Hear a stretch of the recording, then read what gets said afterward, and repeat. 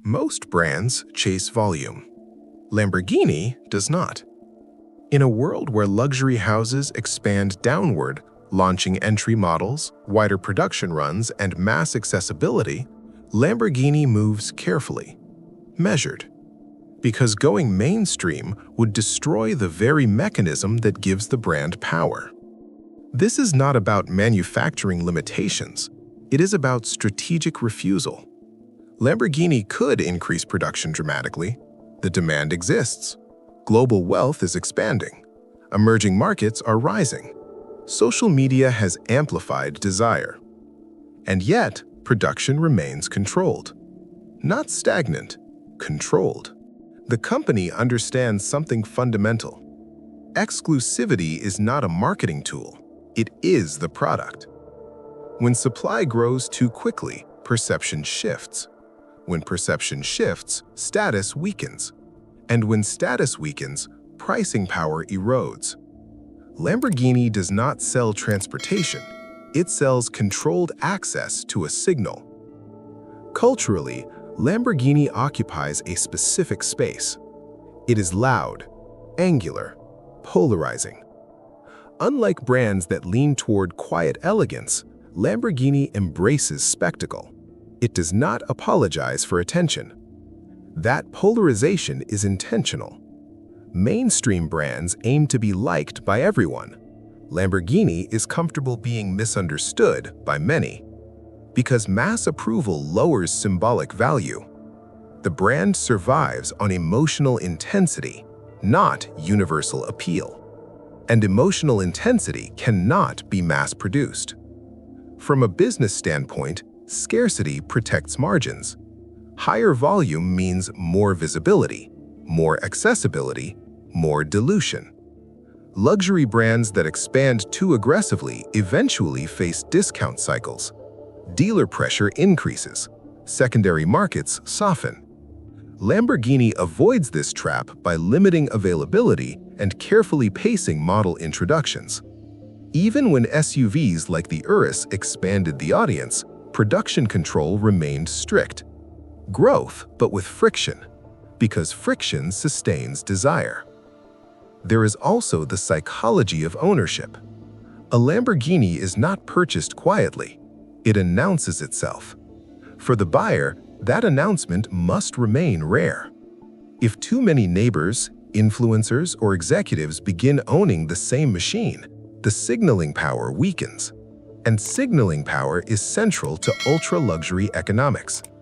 The car becomes less of a statement and more of a product. Lamborghini cannot afford that transition. Culturally, the brand represents rebellion within wealth. Not old money restraint, not understated discretion, but bold assertion. This identity cannot survive mass normalization. Once something becomes common, it stops communicating dominance and starts communicating participation. Luxury at its highest level avoids participation. It creates separation. There is also a long-term strategic reality. Mainstream scale introduces operational complexity, more production facilities, more supplier dependency, more pricing pressure, more regulatory compromise. With scale comes exposure, and exposure reduces mystique. Lamborghini protects mystique aggressively. Limited production runs, special editions, allocation control. Even visibility is curated. The brand does not need to flood every street. It needs to appear selectively, in the right environments, around the right demographics. Controlled presence sustains mythology. History has shown what happens when exclusivity erodes. Brands that overexpand become aspirational for a time, then accessible, then ordinary. Lamborghini's parent company could pursue higher volume if pure revenue were the objective. But long-term luxury value is not built on volume. It is built on protected perception. Perception, once diluted, is nearly impossible to restore.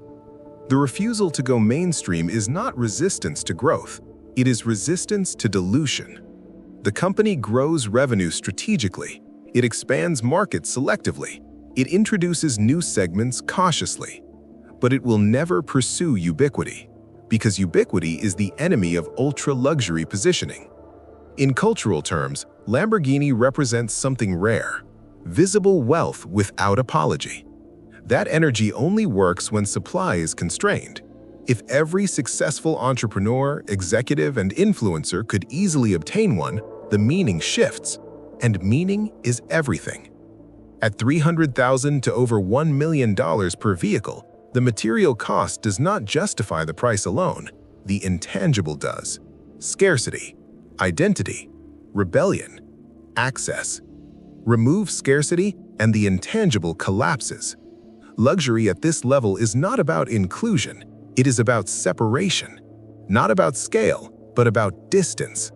Distance between those who can access it and those who cannot. Lamborghini understands that distance must be preserved.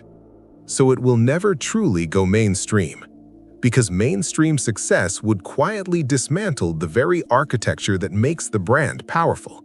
And once power fades, recovery is rare.